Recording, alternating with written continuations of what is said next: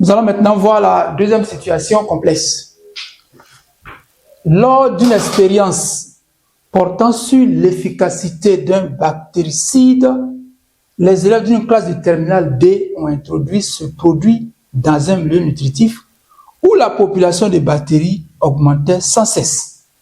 Alors, un bactéricide, c'est un produit ou un agent qui permet d'éliminer les bactéries dans un milieu donné ou de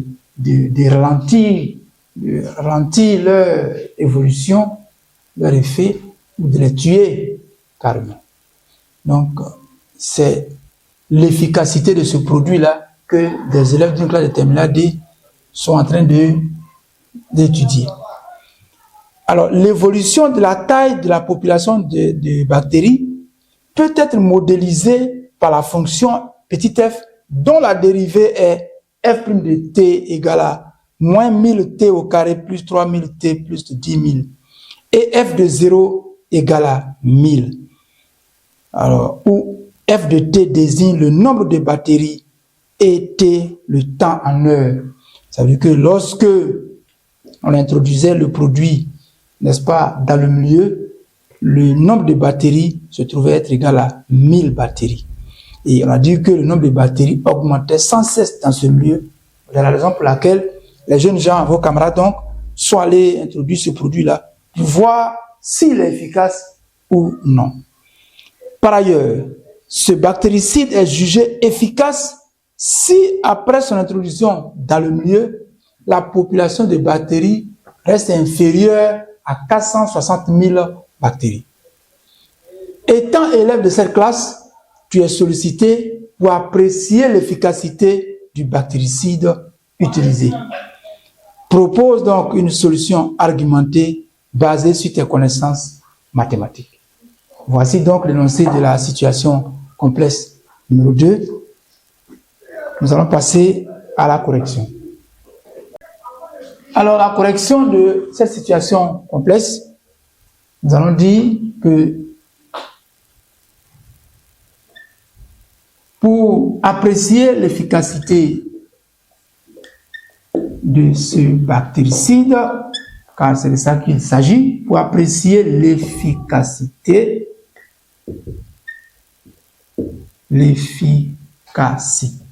voilà,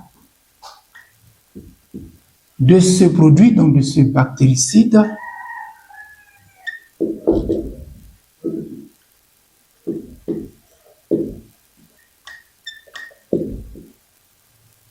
je vais utiliser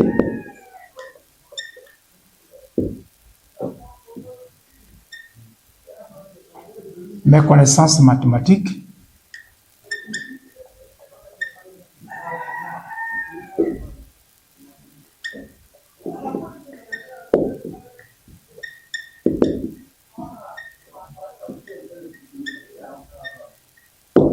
basées sur la leçon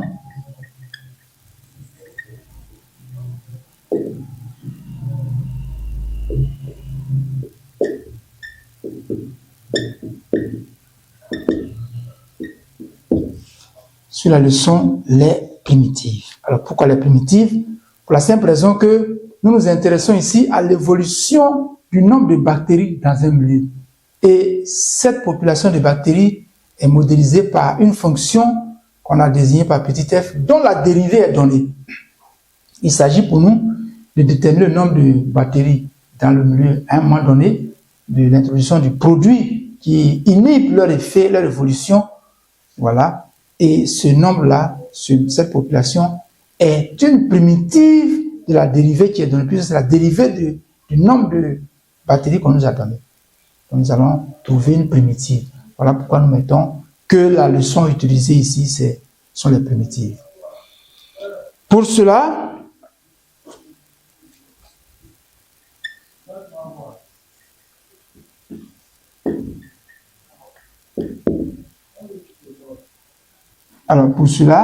il nous faut étudier le signe de la dérivée de la fonction donnée, trouver le sens des variations de cette fonction-là, déterminer la formule explicite de la primitive, de laquelle il s'agit ici, voilà dont il s'agit ici. Une fois que nous avons cette primitive-là, nous pouvons trouver, n'est-ce pas, par le biais du tableau de variation, nous pourrons voir éventuellement un extrémum et ça pourrait nous aider. Alors, donc, on m'a dit que pour cela, je vais étudier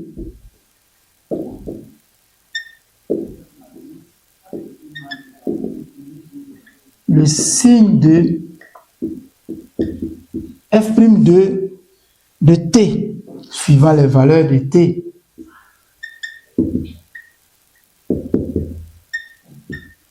Suivant les valeurs de t. Ensuite, nous allons déterminer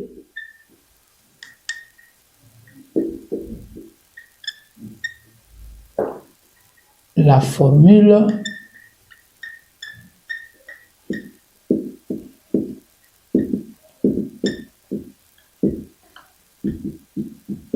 explicite de f de t.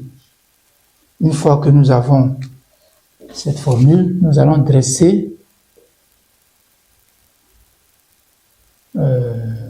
voilà, nous allons dresser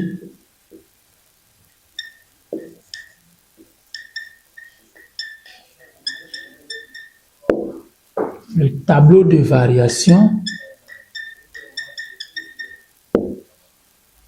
Il nous faut d'abord les variations. Nous allons donc déterminer les variations avant le tableau de variation. C'est mieux. On va mettre ça juste au-dessus. Donc, on va dire, nous allons déterminer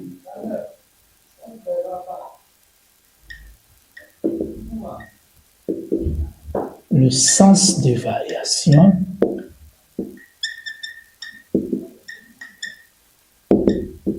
de la fonction f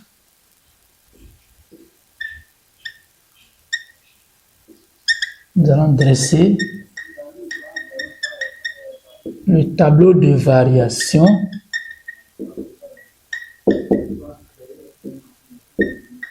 de f et puis enfin nous allons interpréter les résultats.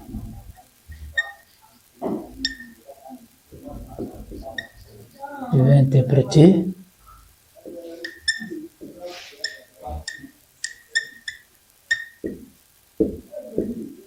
les résultats. Voilà les différentes étapes de cette rédaction-là. Alors, nous allons étudier le signe de la dérivée qui est donné là. Donc, premier astérisque.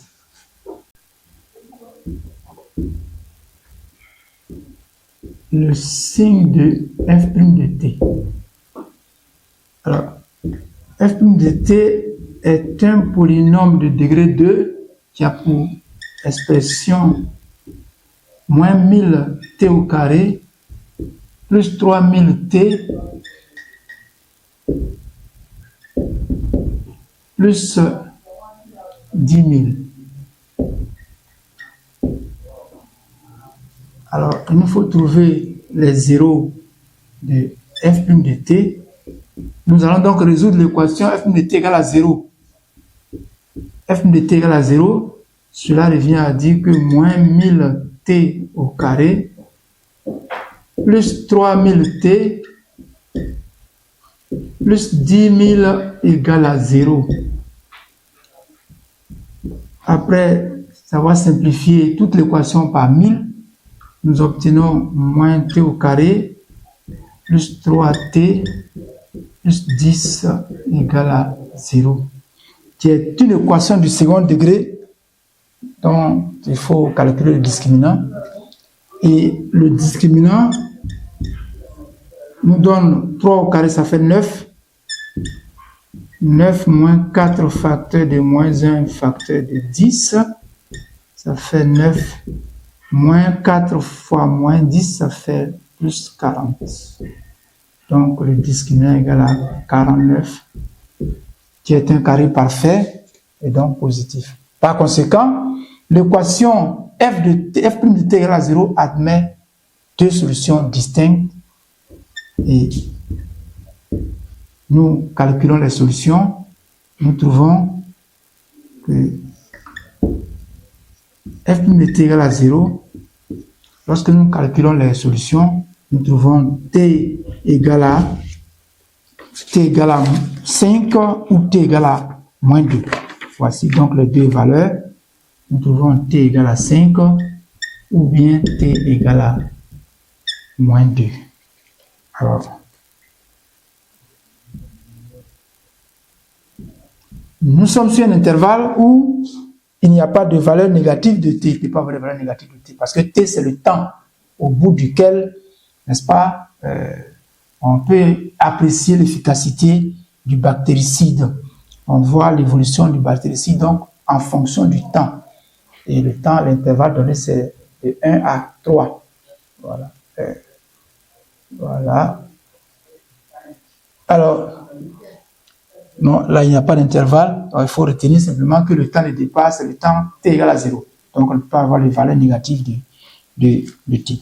Ce qui fait que nous pouvons dresser, n'est-ce pas, le tableau de variation. Mais avant, nous allons donner la formule explicite de f de t, qui est donc une primitive de f de t. Donc, deuxième astérisque, la formule explicite ou encore l'expression de f de t, donc f en fonction de t. Donc, déterminons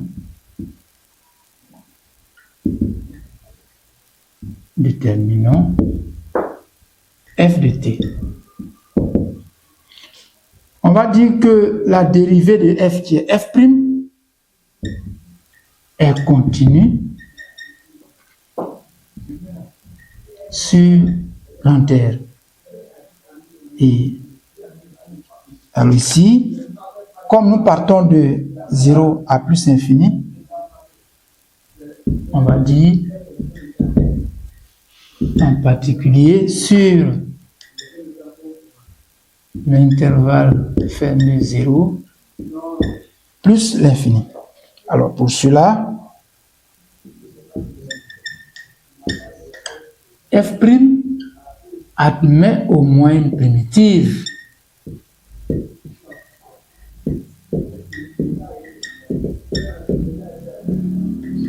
Sur cet intervalle, on va dire que cette primitive a pour expression f de t égale à, alors nous allons prendre moins 1000 facteur de la primitive de t au carré, ça fait 1 tiers de t au cube plus 30 000 multiplié par la primitive de t, donc ça fait 1 demi de t au carré plus 10 000 fois t plus c. C est une constante réelle. Finalement, après tous les détails des calculs, nous avons moins 1000 sur 3 facteur de t au cube plus 3000 divisé par 2, ça fait 1500 t au carré plus 10 000 t plus c, et bien avec c appartenant à grand R. Voici l'expression des primitives de f. Les primitives de f'. Ayant obtenu la formule explicite des primitives, et fort de l'information qui a été donnée là-bas, à savoir que f de 0 égale à 1000, voilà.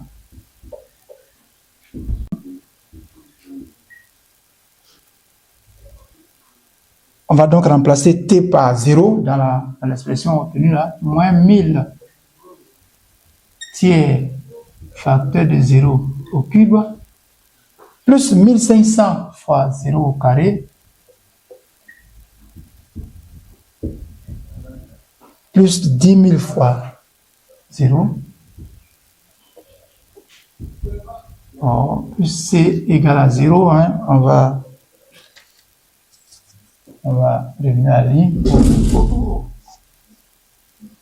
Donc, on va écrire comme ça, pour que ça puisse entrer. Or, f de 0 égale à ça, alors, on a, voilà, je vais écrire, moins 1000 tiers facteur de 0 au carré au cube. Je rappelle que nous sommes en train de remplacer, nous sommes en train de calculer l'image de 0 par l'expression explicite obtenue, plus 1500 fois t au carré, donc fois 0 au carré, plus 10 000 fois t, donc 10 000 fois 0, parce que t égale à 0, plus c égale à 1000. Voilà. Et nous obtenons moins 1000 tiers fois 0 au cube. 0 au cube, ça fait 0. Multiplié par n'importe quelle valeur réelle, ça nous donne 0. Plus 1500 fois 0 au carré, ça fait 0. 0 fois 1500, ça fait 0. 10 000 fois 0, ça fait 0. Et enfin, plus c égale à 1000. Ce qui nous permet de dire que c égale à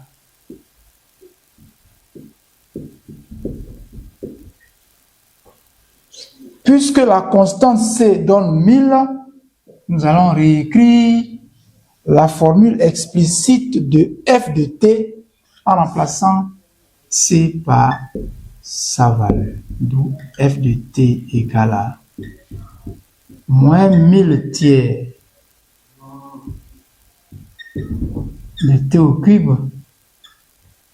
plus 1500 t plus 1500 t au carré, donc, plus 10 000 t,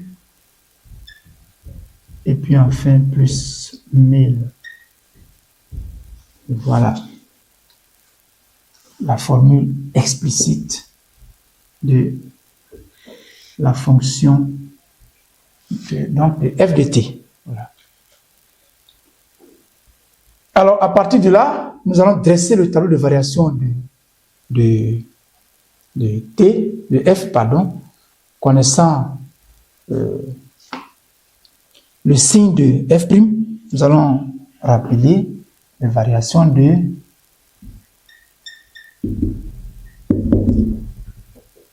voilà les variations de f. Alors, on a dit tout à l'heure que f a pour 0, f' a pour 0, 5 et puis moins 2. Donc, on va rappeler le signe de f'. On va dresser juste un petit tableau de signes.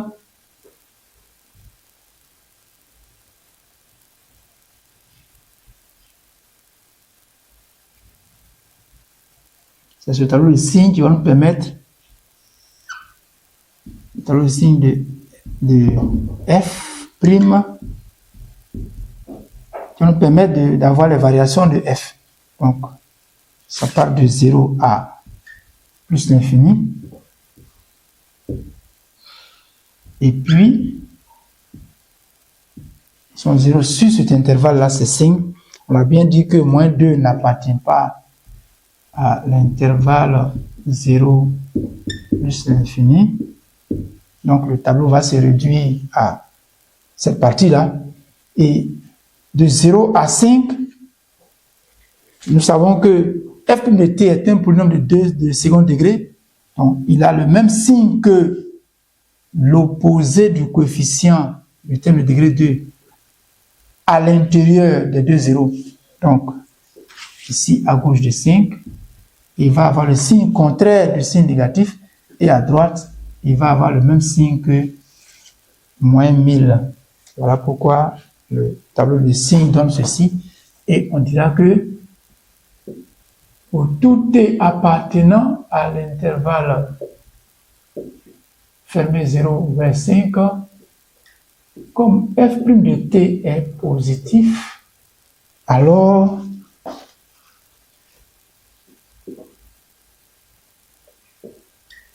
f'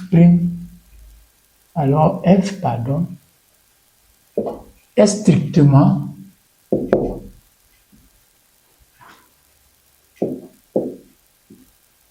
croissante.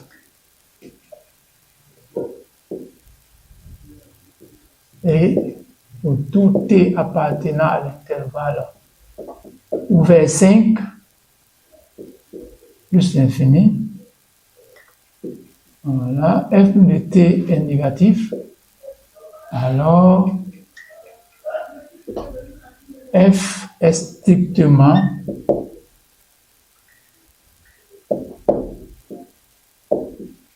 décroissante.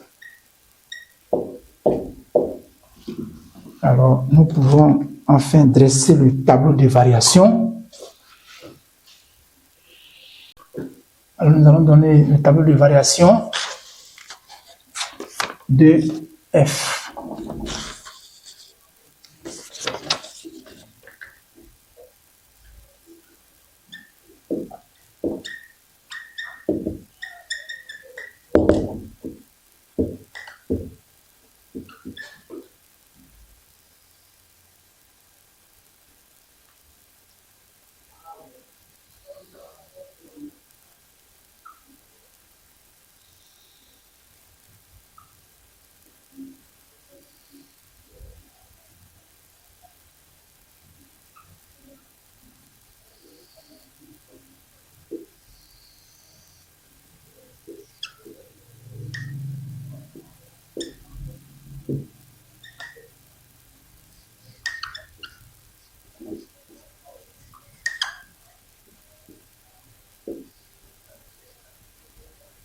Alors, le tableau ici nous a permis de dire que la dérivée est positive à gauche de 5, donc entre 0 et 5, et à droite de 5, elle est négative. Voilà pourquoi f est strictement croissante jusqu'à 5 sur l'intervalle fermé 0 ouvert 5, et puis elle est strictement décroissante de 5 à plus infini. C'est ce qu'on a dit tout à l'heure. Alors, on va mettre les images, n'est-ce pas, dans le tableau de variation là. Lorsque nous remplaçons t par 0, on dit que l'image de t égale à 0, à t égale à 0, on a, le notion nous avait donné 1000 ici. Et puis, comme f est une fonction polynôme de degré 3, en plus l'infini, la limite va donner la limite de moins 1000 tiers. Donc, si nous voulons la limite quand t tend vers plus infini de f de t, ça va faire la limite du mon nombre de plus haut degré en plus infini. Donc, moins 1000 tiers de t au cube.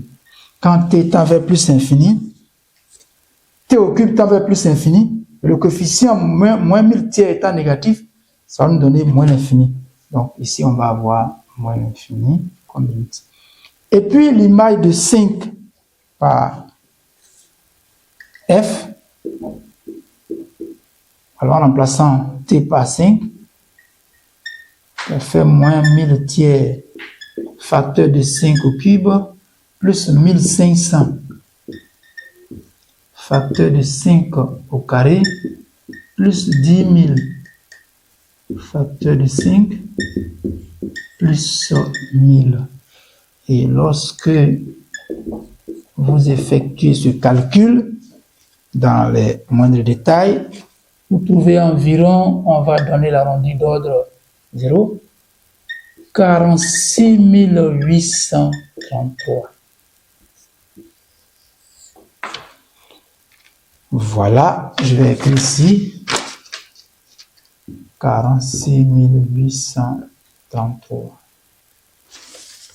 Et nous constatons à partir du tableau de variation que la fonction f admet un extrémum, qui est ici le maximum relatif, sur l'intervalle ouvert 0, fermé à 0, ouvert à plus infini.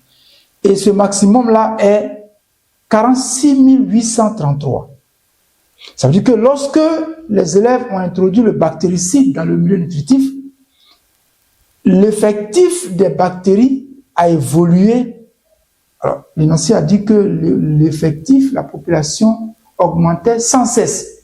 Donc, de 1000, nous sommes passés à 46 833. Et puis, après 5 heures, ici c'est le temps en heures, après 5 heures, à partir de la 5e heure, cet effectif-là a commencé à décroître.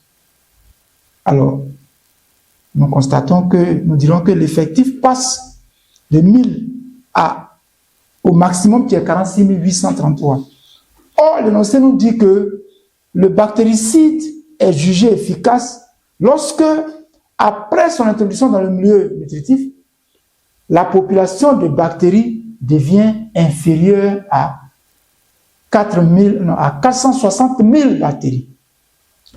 Ici, le maximum de bactéries avec l'évolution de ce bactéricide est de 46 833, qui est donc la plus grande valeur de cette population sur l'intervalle, donc au cours du temps, laquelle valeur est fort heureusement inférieure à 460 000 bactéries. On va donc dire que comme le maximum de bactéries est de 46 833, et ce maximum est plus petit que la valeur limite qu'on nous a donnée, alors le bactéricide est jugé efficace. Donc on va écrire ça.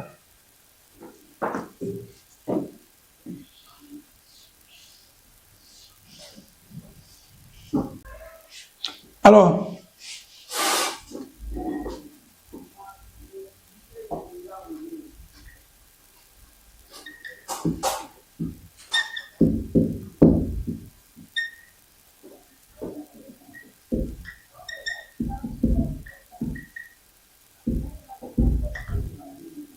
on a déduit que le maximum de F sur l'intervalle fermé 0 plus infini est 46 833 bactéries. Or, 46 833 est inférieur à 460 000. Donc, le bactéricide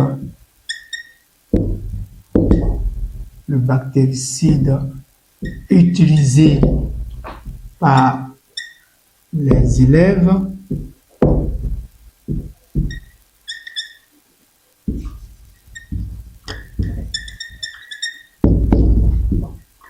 est efficace pour le milieu nutritif.